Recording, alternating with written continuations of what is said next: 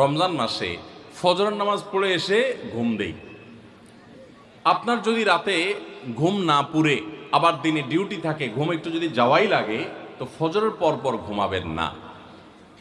আলহামদুলিল্লাহ, আমাদের বাসায় আমরা এটার প্র্যাকটিসটা প্রতি বছর খুব হার্ডলি করার চেষ্টা করি। ফজরের পর পর কোনো ঘুম নেই, ফজরের পর একটু কোরআন তেলাওয়াত করেন। প্রথম প্রথম চোখ ভেঙে আসবে, কারণ আপনি ভোর রাতে উঠছেন, অভ্যাস নাই। তো যাতে চোখে ঘুম না আসে সেজন্য নানান বুদ্ধি বাইর করেন, করে ঘুম দূর করেন, একটু উঠবস করেন। ওই টাইমে বসে ফজরের পরে আপনি তেলাওয়াত করেন, জিকির আজকার করেন, সকাল সন্ধ্যার দোয়াগুলো পড়েন, এটা দোয়া করেন, রমজানের কিছু আমল করেন। এশাকের নামাজের ওয়াক্ত হয়ে গেছে, 2 রাকাত নামাজ পড়ে এরপর আপনি পারলে দরকার হলে শুয়ে যান, কিন্তু ফজরের পরপর শুয়ে যাবেন না। এটা একটা ভুল, কারণ নবী করিম সাল্লাল্লাহু আলাইহি সাল্লাম সকালের এই সময়টার জন্য দোয়া করেছেন, আল্লাহুম্মা বারিক লি উম্মতি ফি বুকুরিহা, আল্লাহ আমার উম্মত জন্য সকালের সময়টাতে বরকত দান করুন। আর ওই সময় আপনি ঘুমায় থাকছেন। তো রমজান মাসে আমরা এটা একটা ভুল করি, এটা আমরা করব না যথাসম্ভব।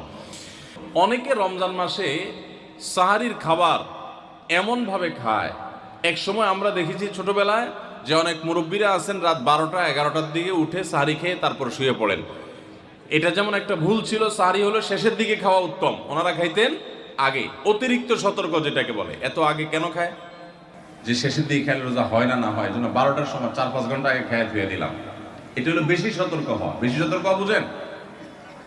এক লোক দোতলা শুয়ে আছে ফ্লোরে, তো একটু পর পর মাথা উপরের দিকে উঠে ফেলতেছে। কেউ জিজ্ঞাসা করলো, কি ব্যাপার, তুমি কি এমন কেন করতেছো? ফ্লোরে শুয়ে আসো চিত হয়ে, একটু বড় মাথা উঠাও কেন? তো লোকটা বলল, নিচের ফ্লোরে একজনে সুই সুতা দিয়ে কাপড় সিলাইতেছে, তো এইভাবে সেলাই করে টান দেন উপর দিকে।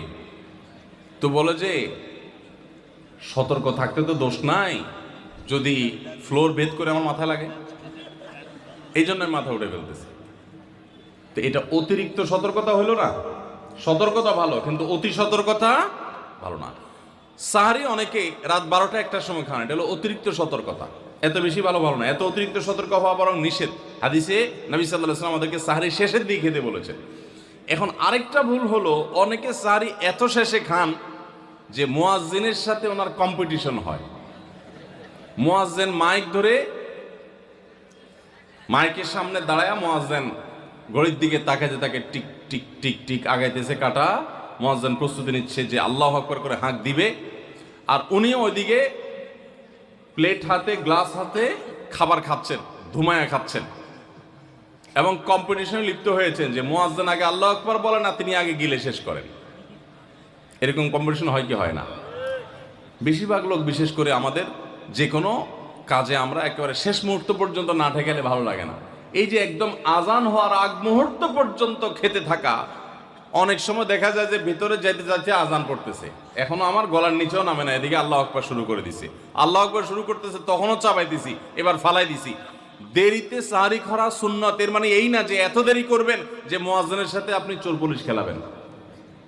এত দেরি করা এটা অবশ্যই সুন্নাহ নয়। নবী করিম সাল্লাল্লাহু আলাইহি সাল্লাম সাহারি খেয়ে শেষ করার পর ফজরের নামাজ পড়তেন, মাঝখানে 50 আয়াত পড়ার মতো গ্যাপ থাকতো। 50 আয়াতের গ্যাপ মানে হলো 5 থেকে 7 মিনিট এভারেজ, এরকম গ্যাপ তিনি দিতেন, তারপর তিনি নামাজ পড়তেন। তো এই জন্য ভাইরা আমার, আমরা বলতে পারি যে 7 নম্বরের ভুল হলো, আমরা অনেকেই রমজান মাসে সাহারির খানা খেতে খেতে একেবারে আজান পর্যন্ত ঠেকাই দিই। এত দেরি করা আবার ঠিক না। আমরা অনেকে যদি সাহারি খাইতে না পারি তাহলে আর ওই দিন রোজা রাখি না। অনেক লোক আছে বলে যে আজকে সাহারি খেতে পারি না, এই জন্য রোজা রাখি না। তো সাহারি না খাইতে পারলে রোজা রাখবেন না কেন? সাহারি খাওয়াটা সুন্নত আর রোজা রাখাটা ফরজ। আপনার সুন্নত ছুটে গেছে, কোনো অসুবিধা নেই। সাহারি না খেলে রোজার কোনো অসুবিধা নাই, সাহারি খাওয়াটা উত্তম। নবী সাল্লাল্লাহু আলাইহি ওয়াসাল্লাম বলেছেন, তাসাহহারু ফাইন্না ফিস সাহুরি বারাকা, তোমরা রাতের শেষ বেলার খানাটা, সাহারির খানাটা খাবা, এটাতে বরকত আছে, কল্যাণ আছে। দুপুরের খানায় বরকতের কোনো ঘোষণা নাই, অন্য কোনো খানায় বরকতের কোনো ঘোষণা নেই, কিন্তু সাহারির খানাতে বরকতের ঘোষণা আছে। এই জন্য আমরা সাহারির খানাটা মনে না চাইলেও অল্প স্বল্প কিছু হলেও মুখে দেওয়ার চেষ্টা করব, কারণ সেখানে বরকত আছে, কল্যাণ আছে। কিন্তু কোনো কারণে সাহারি মিস হয়ে গেছে, ঘুম থেকে উঠতে পারেন নাই, আজান হয়ে গেছে, তাহলে এই অজুহাতে রমজানের ফরজ রোজা না রাখার কোনো সুযোগ নাই। কষ্ট একটু বেশি হতে পারে ওই দিন, তাতে কিছুই হবে না, আমরা একেবারে মরে যাব না, ধৈর্য ধরা শিখতে হবে। ইমানদারকে আল্লাহ তাআলা সবর করা শেখাচ্ছেন রমাদানের মাধ্যমে। এই জন্য ভাইরা, কোনোদিন সাহরি মিস হইলে ওই দিন রোজা মিস করা যাবে না। সাহরিতে আমরা বেশিরভাগ মানুষ একটা সুন্নাত আমল করি না, সেটা হলো খেজুর খাওয়া। সন্ধ্যার সময় ইফতারিতে যখন আমরা সাহরি খাই তখন তো সবাই আমরা জানি, আমরা ইফতারিতে যখন খেজুর খাই তখন তো আমরা সবাই মোটামুটি জানি যেটা সুন্নত। কিন্তু সাহরিতে খেজুর খাওয়া যে সুন্নত, এটা ম্যাক্সিমাম মানুষ আমাদের দেশে এখনো জানেন না। নবী করিম সাল্লাল্লাহু আলাইহি সাল্লাম বলেছেন, নি'মা সাহুরুল মুমিনি আত-তামার, ইমানদারের সবচাইতে উত্তম সাহরি হলো খেজুর। আপনি ভাত খান, ডাল খান, গোশত খান, মাছ খান, যাই খান, এক পিস খেজুর আপনি যদি অন্তত সাহরিতে খান, তাহলে এটার কারণে একটি সুন্নাত জিন্দা করা সওয়াব পাবেন। খেজুরে প্রচুর পরিমাণ এনার্জি, খাদ্য শক্তি থাকে, এটা আমাদের জন্য নানা দিক থেকে উপকারীও বটে। এই জন্য ইফতারিতে আপনি খেজুর খাওয়ার কথা জানেন, অথচ হাদিসে শুধু ইফতারিতে না, সাহরিতেও খেজুর খাওয়ার নির্দেশনা দেওয়া হয়েছে। এই জন্য এটা একটা ভুল যে আমরা অনেকে সাহরিতে যে খেজুর খেতে হয় এটা জানি না। সাহরির সময়, ভোর রাতের সময়টা হলো দোয়া কবুলের সবচেয়ে মোক্ষম সময়। 24 ঘন্টার ভিতরে দোয়া কবুলের সবচেয়ে আদর্শ সময়, যে সময়ের দোয়া কবুলের সম্ভাবনা সবচেয়ে বেশি, সেটা হলো ভোর রাতের সময়টা। আল্লাহ সুবহানাহু ওয়া তাআলা ডেকে ডেকে বান্দার ক্ষমা ঘোষণা করেন, বিপদ আপদ দূর করেন, অসুখ বিসুখ দূর করেন। এই সময়টা হলো রাতের শেষ প্রহর, ফজরের আগের সময়টা, তাহাজ্জুদের সময়টা। 11 মাস ধরে আমরা নানা ব্যস্ততার অজুহাতে আমাদের তাহাজ্জুদ পড়ার সুযোগ হয় না, ভোর রাতে ওঠার সুযোগ হয় না। ভাইরা আমার, রমাদানের মাস, আপনি তো সাহরি খাইতে প্রায় প্রতিদিনই উঠছেন। আপনার যেহেতু সাহরি খাওয়ার উদ্দেশ্যে উঠাই লাগে, তো আপনি কেন এই মাসে সাহরির সময়, ভোর রাতের এই সময়টাতে যখন আল্লাহর সাধারণ ক্ষমা ঘোষণা করেন, ওই সময়টাতে আপনি কেন শুধুমাত্র খেয়ে পড়ে আপনি মসজিদে চলে যাবেন ফজরের জন্য? অবশ্যই আপনি সাহরি খেতে উঠলে 2-5 মিনিট সময় বের করে বিশেষভাবে আল্লাহর কাছে দোয়ায় মনোনিবেশ করবেন। আমাদের একটা বড় ভুল হলো সাহরির এই সময়টাকে দোয়ায় আমরা মনোনিবেশ করি না। সম্ভব হলে 2 রাকাত নামাজ পড়েন, 4 রাকাত নামাজ পড়েন। সেটা যদি না পারেন তো সাহরির খানার শেষে অথবা আগে আপনি আপনার রুমে গিয়ে লাইট বন্ধ করে নিরিবিলি জায়গায় একটু আল্লাহর কাছে হাত তুলে একটু চোখের পানি ফেলে চান, দোয়া করেন। দোয়ার এই সুযোগটা 11 মাস আপনি পান না, রমজান মাসে সাহরির উসিলায় পেয়েছেন, তো আপনি সেই সুযোগটা কেন হাতছাড়া করবেন? আমি বিনয়ের সাথে বলতে চাই, একজন মানুষের জন্য আমরা এই সুযোগটা হাতছাড়া না করি। আমি পারতপক্ষে কোনোদিন এই সুযোগটা হাতছাড়া করি না ভাইরা।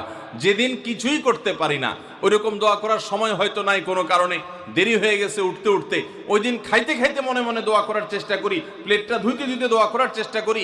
কারণ মুয়াজ্জিন ফজরের আজান যখন দেন, ওয়াক্ত যখন হয়, তার আগ মুহূর্ত পর্যন্ত আল্লাহ তাআলা দুনিয়ার আসমানে এসে তারপরে বান্দাকে ডেকে ডেকে বলেন, আল্লাহ মিন মুবতালান, তোমাদের মধ্যে কেউ কি অসুস্থ আছো, ফাউআফিয়াহু, আমি তাকে সুস্থতা দান করব। আল্লাহ মিন মুস্তাগফিরিন ফাগফির লাহ, তোমাদের মধ্যে কেউ কি আছো ক্ষমা প্রার্থনাকারী, আমি তাকে ক্ষমা করে দিব। এভাবে ডেকে ডেকে আল্লাহ তাআলা দিতে থাকেন।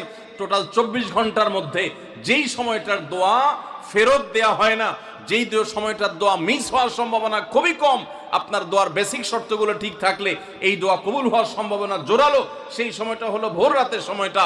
রমজান মাসে এই সময়টাতে দোয়ার যে সুযোগ তৈরি হয়, দোয়ার যে বিশাল সুযোগ আপনি পান, এই সুযোগটা হাতছাড়া করে আপনি শুধুমাত্র খেয়ে দিয়ে এই সময়টাকে পার করে দেন, এটা কখনো বুদ্ধিমানের কাজ হতে পারে না। এই জন্য রমজান মাসের ভুলগুলোর মধ্যে থেকে একটা হলো যে সাহরির সময়টাতে, ভোর রাতের সময়টাতে, দোয়া কবুলের গুরুত্বপূর্ণ সময়টাতে আমরা দোয়া তো করিই না। অনেকে ওই সময় আজকাল সাহরি পার্টি বের করেছেন, তামাশা বের করেছেন, অনেকে টেলিভিশনের প্রোগ্রাম দেখেন। কোন চ্যানেলে সাহরির সময়ের কোন প্রোগ্রাম আমরাও মাঝে মধ্যে এগুলো আগে রেকর্ড করা থাকে। সাহরির সময় আমরা টেলিভিশনে প্রোগ্রাম করতে যাই না, আগে রেকর্ড করা থাকে, সেগুলো চলে। এগুলো হলো তাদের জন্য যারা টেলিভিশনে হারাম জিনিস দেখবে, ওই টাইমটাতে সে যেন হারাম জিনিস না দেখে ভালো কিছু দেখে। আপনাদেরকে আমরা বলবো, কখনো ওই ভোর রাতের ওই সময় ইসলামিক প্রোগ্রামও দেখতে যাবেন না। আপনি ওই সময়টাতে আল্লাহর সাথে কথা বলবেন, ওই টাইমটা ইবাদতের সময়, ওই টাইমটা দোয়া এবং রোনাজারির সময়। আমরা বেশিরভাগ মানুষ এই ভুলটা করি যে রমজানে আল্লাহর কাছে পাওয়ার এই বিশাল সুযোগ আমরা হাতছাড়া করে ফেলি।